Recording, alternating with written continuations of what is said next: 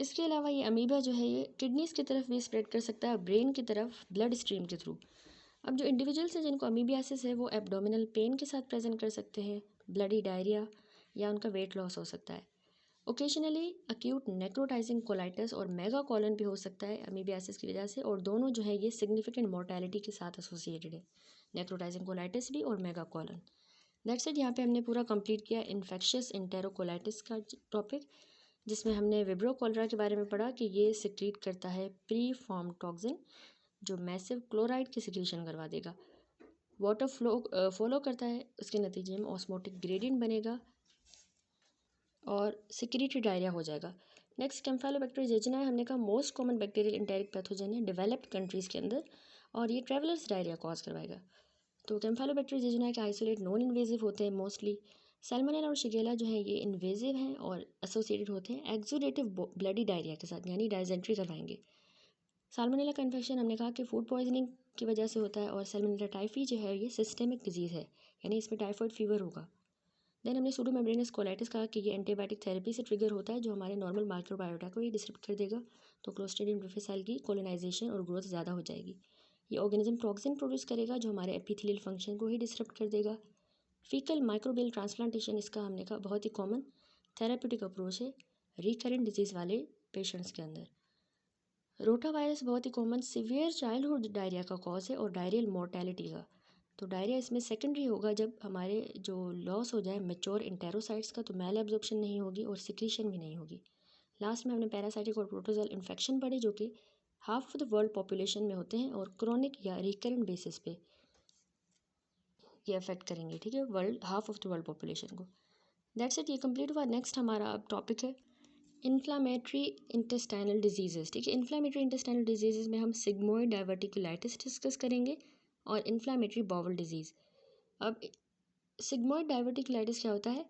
In general डाइवर्टिकुलर जो disease है ये रेफ़र करती है एक्वायर्ड सूडो डाइवर्टिकुलर आउट पाउचिंग्स बन जाए हमारे कोलोनिक म्यूकोजा में या सब म्यूकोजा में, ठीक है, म्यूकोजा और सब म्यूकोजा में एक्वायर्ड सूडो डाइवर्टिकुलर आउट पाउचिंग्स बन जाए। तो इस तरह के जो कोलोनिक डाइवर्टिकुला हैं ये रेयर हैं यंग देन 30 ईयर एज वाले इंडिविजुअल्स में, जो उससे यंग है, लेकिन इनकी प्रिवेलेंस जो है ना 50% तक अप्रोच कर गई है वेस्टर्न एडल्ट पॉपुलेशन में जो 60 ईयर्स से ज़्यादा उम्र के हैं। इस तरह के डाइवर्टिकुलर ज़्यादातर मल्टीपल होते हैं और कंडीशन को हम डाइवर्टिकुलोसिस कहेंगे। अब ये डिजीज़ जो है इतनी कॉमन नहीं है, लेस कॉमन है डेवलपिंग कंट्रीज़ में, प्रोबेबली क्योंकि डाइटरी डिफरेंसेस की वजह से। पैथोजेनेसिस इस तरह है कि कॉलोनिक जो डाइवर्टिकुला है ये डेवलप करता है under the condition of elevated intraluminal pressure in the sigmoid colon, ठीक है। सिग्मोइड कॉलन में क्या होता है, ल्यूमेन का प्रेशर बड़ा हुआ होता है, ज़्यादा होता है, तो इसकी वजह से कॉलोनिक डाइवर्टिकुला बन जाते हैं, ठीक है। ल्यूमेन का प्रेशर बढ़ गया है। इसके अलावा जो है ये फैसिलिटेट होता है कि हमारे जो कॉलोनिक मस्कुलरिस प्रोप्रिया है उसका भी यूनिक स्ट्रक्चर है जहाँ पे नर्व्स आर्टीरियल वेजा रेक्टा और उनके जो कनेक्टिव टिश्यू शीथ हैं वो पेनिट्रेट कर जाएंगी इनर सर्कुलर मसल कोट को और डिसकंटिन्यूस करवा देंगे मसल की वॉल में, ठीक है। ये सब जो है इनर जो सर्कुलर मसल कोट है उनमें पेनिट्रेट करती हैं, तो इसलिए वहाँ पे मसल वॉल में डिसकंटिन्यूटीज़ क्रिएट होती है।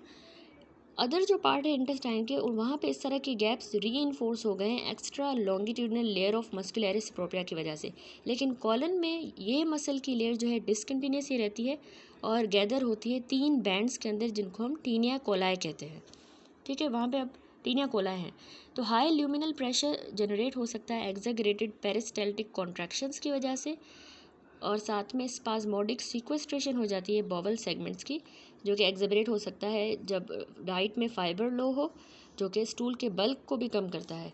अगर फ़ाइबर कम हो तो ये कंडीशन और ज़्यादा एक्सेबरेट हो सकती है, स्पाज्मोडिक सीक्वेस्ट्रेशन हो जाएगी बॉवल सेगमेंट्स की, और पेरिस्टाल्टिक कॉन्ट्रैक्शंस भी ज़्यादा हो रही हैं, इस वजह से ल्यूमिनल जो प्रेशर है वो ज़्यादा हाई हो रहा है।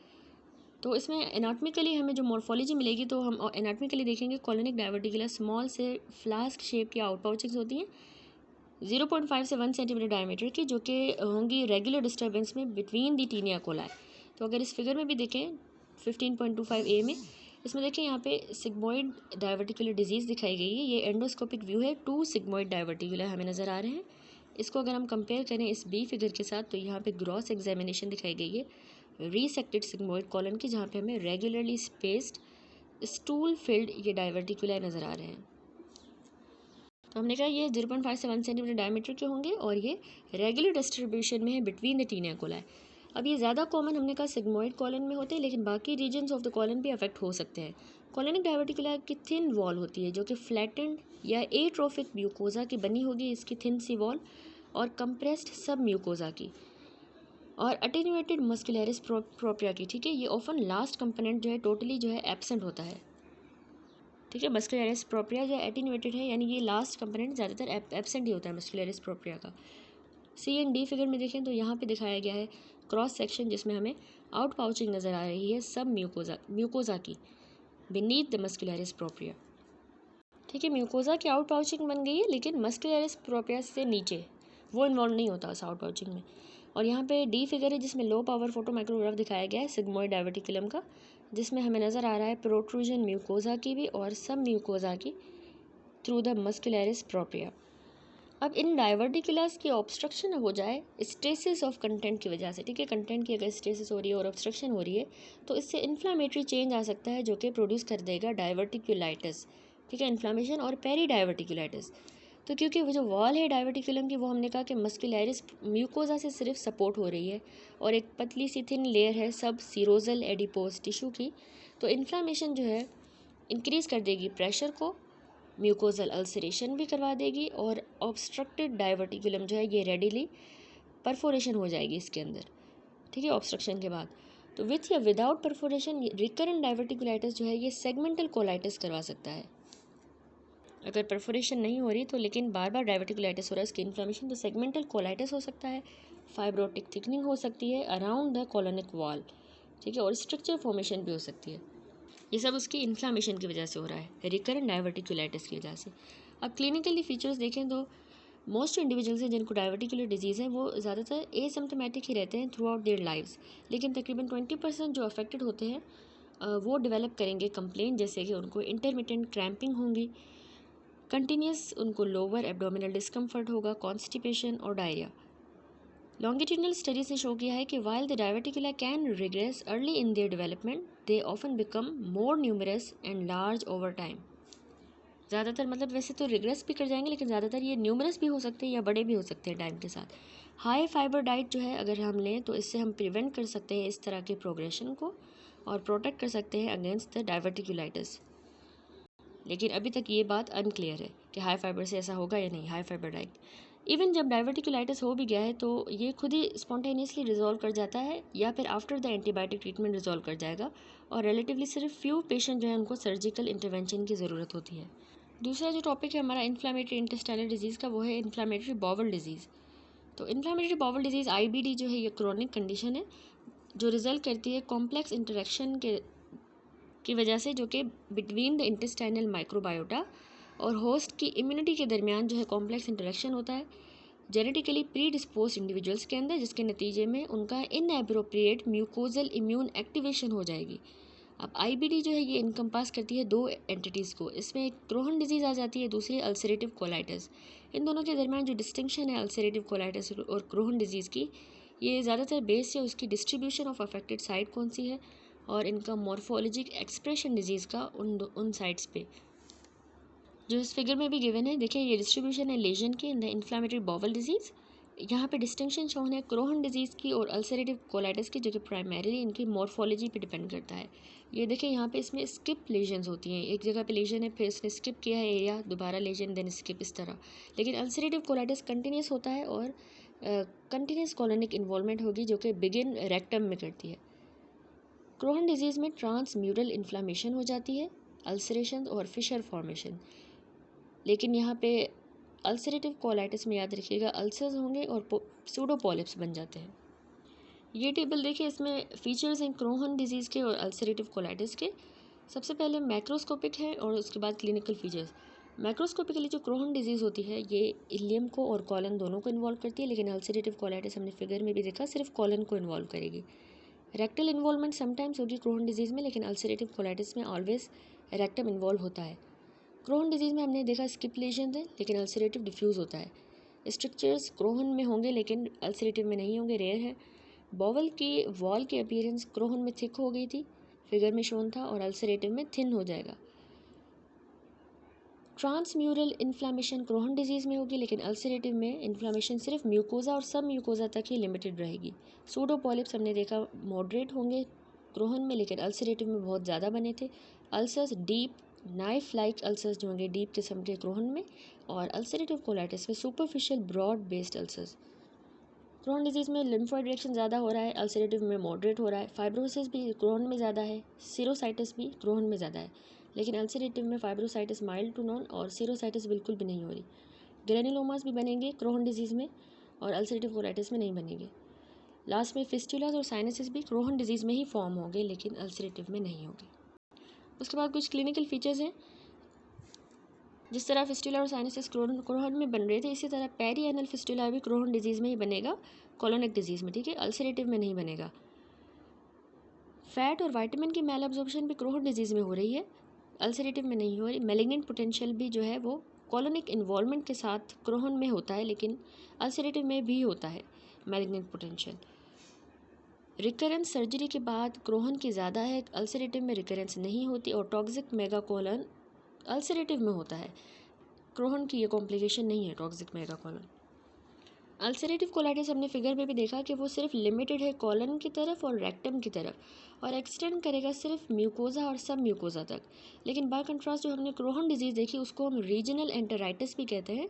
तो रीजनल है क्योंकि इसमें फ्रीक्वेंट इलियल इन्वॉल्वमेंट भी हो रही है, तो ये इन्वॉल्व कर सकता है कोई भी हमारे जीआईटी का एरिया, और ये फ्रीक्वेंटली ट्रांसम्यूरल होता है, ठीक है। क्रोहन डिजीज़ में ट्रांसम्यूरली ये इन्वॉल्व होगा, लेकिन अल्सरेटिव म्यूकोजा और सब म्यूकोजा तक। अब एपिडेमियोलॉजी देखिए, दोनों क्रोहन डिजीज़ और अल्सरेटिव कोलाइटिस फ्रीक्वेंटली एडोलेसेंस के दौरान या यंग एडल्ट्स में जो है ये प्रेजेंट करेगा। हाल दो कुछ स्टडीज सजेस्ट करती हैं second smaller peak incidence in the both disease after the 5th decade of life. Western industrialised Nations में आईबीडी ज़्यादा कॉमन है वाइट्स में और यूएस में, ठीक है, और यूएस में जो है ये ज़्यादातर 3 to 5 टाइम ज़्यादा है among the eastern European Jews. तो ये प्री डायलेक्शन जो है एटलीस्ट पार्टली है क्योंकि जेनेटिक फैक्टर्स की वजह से, जैसा कि हम अभी डिस्कस करेंगे। जियोग्राफिक जो डिस्ट्रीब्यूशन है आईबीडी की, ये हाईली वेरिएबल है, लेकिन ये ज़्यादा प्रेवेलेंट है नॉर्थ अमेरिका में, नॉर्थ यूरोप और ऑस्ट्रेलिया में। आईबीडी का इंसिडेंस जो है वर्ल्ड वाइड ये बढ़ता जा रहा है, और ये मोर कॉमन है उन रीजन्स में जहाँ पे इसकी प्रिवेलेंस हिस्टोरिकली जो है लो थी। हाइजीन हाइपोथेसिस पहले अप्लाई की गई अस्थमा के लिए, जो कहता है कि चाइल्डहुड के दौरान और even prenatal exposure environmental microbes का जो है वो रीसेट कर देता है हमारे इम्यून सिस्टम को इस तरह से, जो कि एक्सेसिव रिएक्शन को भी प्रिवेंट करेगा। इसी तरह एक्स्ट्राप्लोड किया गया आईबीडी को कि ये सजेस्ट करता है कि रिड्यूस्ड फ्रीक्वेंसी इंटेरिक इन्फेक्शंस की, अगर इंटेरिक इन्फेक्शन कम हो रहे हैं इम्प्रूव हाइजीन की वजह से, तो उसके नतीजे में इनएडिक्वेट डेवलपमेंट होगी रेगुलेटरी प्रोसेसेस की, जो लिमिट करेंगे हमारे म्यूकोजल इम्यून रिस्पॉन्सेस को अर्ली इन द लाइफ। लेकिन अभी तक इसका कोई एविडेंस नहीं है, और आईबीडी का इंसिडेंस जो है बढ़ता जा रहा है मिस्टीरियसली। पैथोजेनेसिस देखें तो आल्दो प्रिसाइज जो कॉज है इसका येट डिफाइन नहीं हुआ, लेकिन मोस्ट इन्वेस्टिगेटर बिलीव करते हैं कि आईबीडी रिजल्ट करती है कंबाइंड इफेक्ट्स की वजह से। जब होस्ट के अल्ट्रेशन आ जाए होस्ट के इंटरेक्शन में with the intestinal microbiota, intestinal epithelial dysfunction और एबरेंट म्यूकोजल इम्यून रिस्पॉन्स हो जाए, इसके साथ साथ एल्टर्ड कंपोजिशन हो जाए हमारे गट माइक्रोबायोम की, ठीक है। यानी इंटेस्टाइनल जो माइक्रोबायोटा है उसके साथ जो है होस्ट का इंटरेक्शन एल्टर हुआ है, इसके साथ साथ इंटेस्टाइनल एपिथेलियल डिसफंक्शन भी हुआ है, म्यूकोजल इम्यून रिस्पॉन्स भी एबरेंट हुआ है, और गट के माइक्रोबायोम की भी कंपोजिशन जो है एल्टर हुई है। अब ये जो व्यू है सपोर्ट होता है by the epidemiologic, genetic and clinical studies as well as from the data from laboratory models of the IBD. 15.27 figure में यहाँ पे मॉडल दिखाया गया है पैथोजेनेसिस का, इन्फ्लेमेटरी बाउल डिजीज़ का। यहाँ पे एस्पेक्ट्स हैं दोनों क्रोहन डिजीज़ के भी और अल्सरेटिव कोलाइटिस के, दोनों शोन हैं। सबसे पहले जेनेटिक्स, तो इस डिजीज़ का जो रिस्क है वो बढ़ता जाता है जब कोई फैमिली मेम्बर भी इससे अफेक्टेड हो, और क्रोहन डिजीज़ में जो कंकॉर्डेंस रेट है मोनोजाइगोटिक ट्विंस का वो अप्रॉक्सीमेटली 50% है। Bye contrast concordance monozygotic twins ulcerative colitis के लिए सिर्फ 16% है। तो ये सजेस्ट करता है कि जेनेटिक फैक्टर जो है वो लेस डोमिनेंट है इस फॉर्म ऑफ आईबीडी में, ठीक है, अल्सरेटिव कोलाइटिस में जेनेटिक्स का इतना रोल नहीं है, लेकिन उसमें 50% है, क्रोहन में ज़्यादा है। अब मॉलिकुलर जो लिंकेज एनालिसिस है अफेक्टेड फैमिलीज़ की, वो आइडेंटिफाई हुई हैं। उन्होंने आइडेंटिफाई किया है NOD2 यानी न्यूक्लियोटाइड ओलिगोमेट्राइजेशन बाइंडिंग डोमेन 2, ये ससेप्टेबिलिटी जीन होता है क्रोहन डिजीज़ का। अब ये NOD2 इनकोड करता है एक प्रोटीन को जो कि बाइंड करेगी हमारे इंट्रासेलुलर बैक्टीरियल पेप्टाइडोग्लाइकेंस के साथ और सब्सिक्वेंटली जाके एक्टिवेट कर देगी NF-κB को। ठीक है, अब कुछ स्टडीज़ सजेस्ट करती हैं कि डिज़ीज़ जो है एसोसिएटेड है कि जो डिज़ीज़ एसोसिएटेड फॉर्म है NOD2 की वो इनफेक्टिव है और डिफेंड करेगी ineffective at defending against the intestinal bacteria. इसके नतीजे में जो बैक्टीरिया है वो एबल है एंटर कर जाएंगे हमारे एपिथेलियम के अंदर into the wall of the intestine, जहाँ पे ये इन्फ्लामेटरी रिएक्शन को ट्रिगर करेंगे। तो it should however be recognise that disease develops in less than 10% of the individuals carrying the specific NOD2 polymorphisms. और इस तरह के जो पॉलीमॉर्फिज्म है वो अफ्रीकन और एशियन पेशेंट्स में अनकॉमन है जिनको क्रोहन डिजीज़ है। ठीक है, तो मेनली हमने इसमें यही पढ़ा कि NOD2 जो है ये इनफेक्टिव हो जाता है at defending against the intestinal bacteria. Intestinal bacteria के अगेंस्ट ये हमें डिफेंड नहीं कर पाता, जो कि नॉर्मली वैसे क्या करता है प्रोटीन को इनकोड करता है जो बाइंड करती है हमारे इंट्रासेलुलर बैक्टीरियल पेप्टाइडोग्लाइकन के साथ और सब्सिक्वेंटली NF-κB को एक्टिवेट करती है। लेकिन यहाँ पे ये फंक्शनल नहीं है, इनफेक्टिव है और इंटेस्टाइनल बैक्टीरिया के अगेंस्ट डिफेंड नहीं कर पाएगा।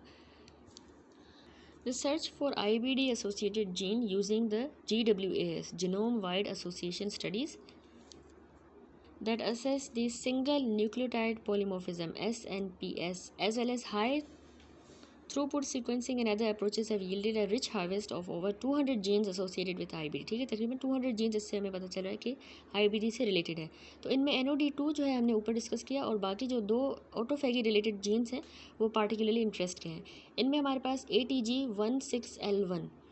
ATG16L1 ऑटोफैगी रिलेटेड 16 लाइक 1 और इसके अलावा IRGM इम्यूनिटी रिलेटेड GTPase-M, ये जो 2 जीन्स हैं ये इसमें पार्टिकुलरली ज़्यादा इंटरेस्ट के हैं। अब दोनों जो है ये ऑटोफैगोसोम पाथवे का पार्ट होते हैं। NOD2 की तरह ये इन्वॉल्व होते हैं होस्ट सेल के रिस्पॉन्स में टू द इंट्रासेलुलर बैक्टीरिया और सपोर्ट करता है हाइपोथेसिस के इनएडिक्वेट defence against the luminal bacteria important हो सकता है in the pathogenesis of IBD। ठीक है, ल्यूमिनल बैक्टीरिया के अगेंस्ट डिफेंस इतना इनएडिक्वेट होता है, एडिक्वेट नहीं होता। अब इनमें से कोई भी जीन जो है अल्सरेटिव कोलाइटिस में एसोसिएटेड नहीं है। तो यहाँ पे पूरा हमने इसका जेनेटिक्स जो है पैथोजेनेसिस में डिस्कस की। उसके बाद है दूसरा जेनेटिक्स के बाद है म्यूकोजल इम्यून रिस्पॉन्स। तो अब जो ये मैकेनिज्म है जिससे म्यूकोजल इम्यूनिटी हमारी कंट्रीब्यूट कर रही है to the pathogenesis of ulcerative colitis and Crohn disease, ये अभी तक डेसिफर्ड है। जो इम्यूनोसप्रेसिव और इम्यूनोमोड्यूलेटरी एजेंट्स हैं ये अभी तक मेन स्टे हैं IBD की थेरेपी के। पोलराइजेशन हेल्पर टी सेल्स की into the T helper 1 type के अंदर जो है ये इसमें वेल रिकॉग्नाइज्ड है क्रोहन डिजीज़ में। और कुछ डेटा सजेस्ट करता है कि T हेल्पर 17 T सेल्स जो है ये भी इसमें कंट्रीब्यूट करेंगे इस डिजीज़ की पैथोजेनेसिस में। अब कंसिस्टेंट विद दिस जो सर्टेन पॉलीमॉर्फिज्म्स हैं इंटरल्यूकिन 23 रिसेप्टर के, ये कन्फर करते हैं protection from the Crohn disease and ulcerative colitis. हमें पता है कि इंटरल्यूकिन 23 जो है ना ये इन्वॉल्व होता है डेवलपमेंट में भी और T हेल्पर 17 सेल्स की मेंटेनेंस में भी इन्वॉल्व होता है। तो इसमें कुछ पॉलीमॉर्फिज्म आ जाता है। लेकिन हाउएवर एजेंट्स जो जाके ब्लॉक करते हैं इंटरल्यूकिन 17 को या उसके रिसेप्टर्स को, तो इनसे कोई भी बेनिफिट नहीं मिलता। जबकि कोई भी अगर एंटीबॉडी जाके इनहिबिट कर देती है T हेल्पर 1 को या फिर T हेल्पर 17 इंड्यूसिंग साइटोकाइंस को, जो इनसे साइटोकाइन प्रोड्यूस होंगे, तो ये इफेक्टिव रहता है। ठीक है, अब ये सजेस्ट करता है कि 2 जो सेल हैं T सेल के सबसेट्स, इनका साइनर्जिस्टिक रोल होता है इस डिजीज़ में। कुछ डेटा सजेस्ट करता है कि हमारी mucosal production T helper 2 derived cytokine interleukin 13 की अल्सरेटिव कोलाइटिस में बढ़ जाती है और to a lesser degree Crohn disease में भी ये इंटरल्यूकिन 13 जो है T हेल्पर 2 सेल्स की वजह से बढ़ जाता है। तो इस फिगर में भी हमने यही देखा कि T हेल्पर 17 से इंटरल्यूकिन 17 बन रहा है, न्यूट्रोफिल्स को अट्रैक्ट कर रहा है। इसके अलावा T हेल्पर 2 सेल्स हमने अभी बात की कि इंटरल्यूकिन 13 प्रोड्यूस करेगा। इंटरल्यूकिन 12 से T हेल्पर 1 प्रोड्यूस हो रहा है और वो इंटरफेरोन गामा प्रोड्यूस कर रहा है। फर्दर मैक्रोफेजेस अट्रैक्ट हो रहे हैं, ट्यूमर नेक्रोटिक फैक्टर रिलीज़ हो रहा है और फर्दर जो भी है वो आगे हम डिटेल में डिस्कस करेंगे।